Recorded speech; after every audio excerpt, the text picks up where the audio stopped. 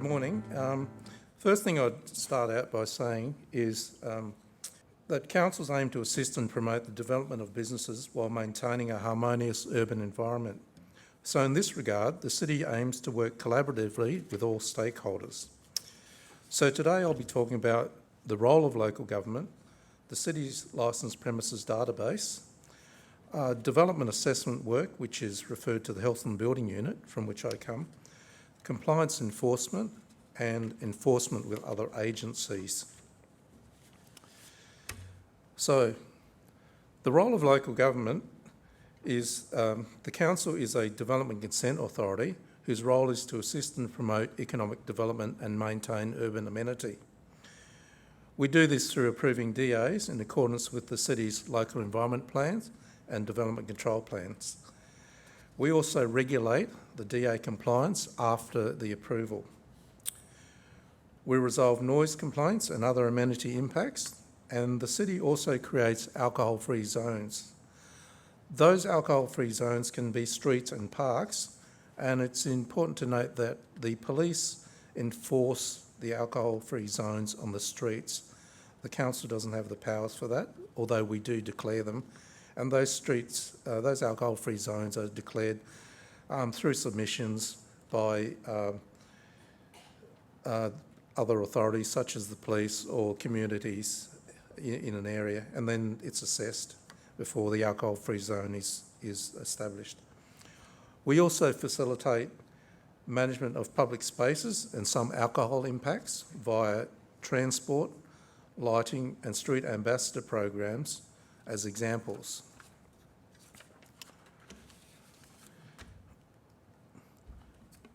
Now, the city runs a licensed premises database.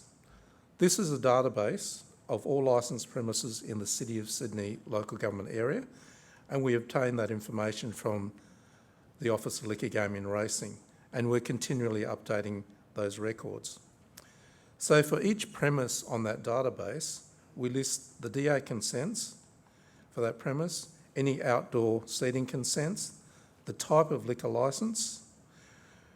We run an inspection program from that database as well for trial DAs and late trading venues.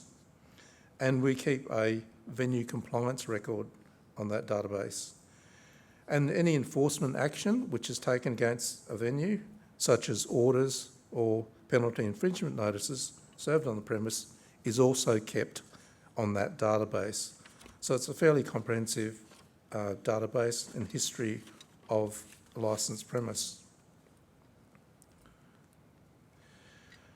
Now, the Health and Building Unit is one of the referral bodies within councils for development applications. So when a DA is referred to the Health and Building Unit for assessment, we look at the venue in that, does the DA proposal align with the intended activity? For example, does the restaurant DA plan actually look like a restaurant layout and is not actually designed as a small bar? And believe me, we do get a few of those. We'll also review the location at which the DA is for, so that venue operating considerations are reviewed. For example, there could be noise, potential noise or patron management issues or queuing issues with that proposed development. We'll also look at if there's any building work required or proposed for fire safe construction, fire exits and toilet facilities, which these are basically building code compliance issues. We'll also look at potential noise concerns which may emanate from that development. An issue we have is indoor and outdoor transitioning of patrons. That can be an issue with smoking areas within a premise, location of speakers, or any openable windows or doors that are oriented towards residences. Again, noise concerns there. Then also, when the liquor licence notification is received by council, we'll check that, is that liquor licence appropriate for the DA use? For example, is an on-licence premise liquor licence application has it come in for a restaurant DA, and as opposed to, say, a small bar liquor licence application being submitted, yet the DA is actually for a restaurant. There's a misalignment there, so we'll pick that up. Now, with compliance enforcement, which is primarily the area which the late night licensed premises officers regulate during late night and weekends, we'll get complaints and we'll talk to the complainant and see how they're affected. Is their complaint reasonable, or do they have unreasonable expectations? We'll then also talk to the operator, review the DA conditions with them to see that they understand the regulations and the required level of compliance. Now, the operator must be mindful that poor DA compliance can affect their applications for extended trading hours or modifications later down the track. We'll also liaise and mediate resolutions between the complainant and the business operator. We'll provide advice to businesses on management procedures, practical solutions and building modifications, or when a specialist consultant may be required. For instance, maybe they need to hire an acoustic consultant to resolve a noise issue. Finally, we undertake enforcement, and that can be in the form of fines, orders or prosecution, but that is really a last resort which we like to go down. And I apologise for any lawyers in the room, but we prefer to discuss problems and try and resolve them with the businesses, because lawyers can generate a lot of paperwork, but at the end of the day, physical changes to a premise may still need to be done, and my personal view is it's better value to spend your money on those alterations rather than through on lawyers.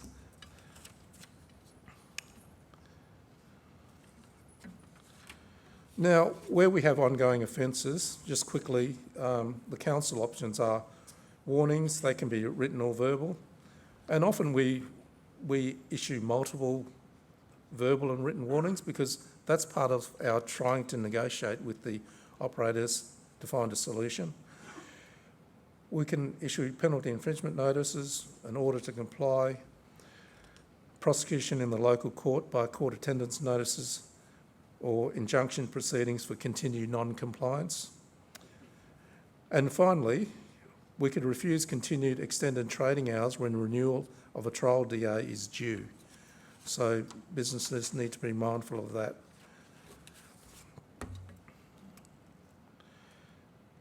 So the council undertakes enforcement action with other agencies. Some points to note here are that the police have the same enforcement powers in relation to DA compliance as the council officers. We also provide DA advice and information sharing to assist interpretations and for evidence for the police and Olga when requested. Council officers also have an obligation to report to the police and Olga any issues that they observe that are the responsibilities of those authorities when council is conducting an inspection. And we also conduct joint inspections with the police and Olga and other agencies. And that's probably when you'll see us coming in as a group on those operations. They're usually targeting problem areas or during the summer period when licensed venues are quite busy. Now, I'd like to just run through a few examples of problems which we've come across. Here we've got typically an open doorway. There's music coming from there. Obviously you can't hear the music. People spilling out onto the footway. And here next door is a doctor's surgery. Now, that doctor's surgery operates in the evening, and in this case, the disturbance isn't to residents, it's a business-to-business impact occurring there. Here's a very popular venue. You've got the queuing and smokers outside obstructing the pedestrian traffic, and you may see there's a guy in a wheelchair here. He's also obstructed trying to negotiate that footpath. Here's a typical open courtyard. You could get impacts from noise if there's speakers put out in that courtyard, or you could get other patron noise impacts. You'd probably find there's residents just across the fence outside there. These ones we have to negotiate quite diligently with the operator, because again, that courtyard may have been there for quite some time. It may be a new resident. Previous residents never had any complaints. So, and with these outdoor areas, if it's an outdoor smoking area, declared outdoor smoking area, you've got more people talking and smoking out there as well. In this case, we had complaints about people kicking this roller shutter and disturbing residents across the laneway. So the next photo, this is the inside of that roller shutter, and it was an outdoor seating area within the licensed premises. What the solution was, we got the operator to put pot plants along in front of the roller shutter, so patrons could no longer lean and kick the roller shutter. As you know, roller shutters are quite rattly, so that helped resolve that issue there. This is a modern development. You'd think, well, what's wrong with that? Well, you've got residents above and you've got these restaurants down below.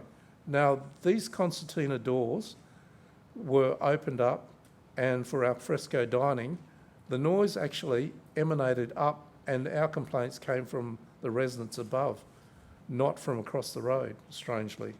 So that's probably an increasing problem, where you've got this combined new developments where commercial on the ground floor and residents above. Here's a garbage storage issue.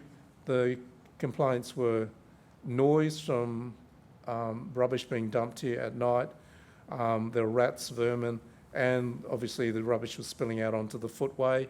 The solution here was they put a doorway over that, and they changed the time when they put the rubbish out at night. And that's probably about it for me.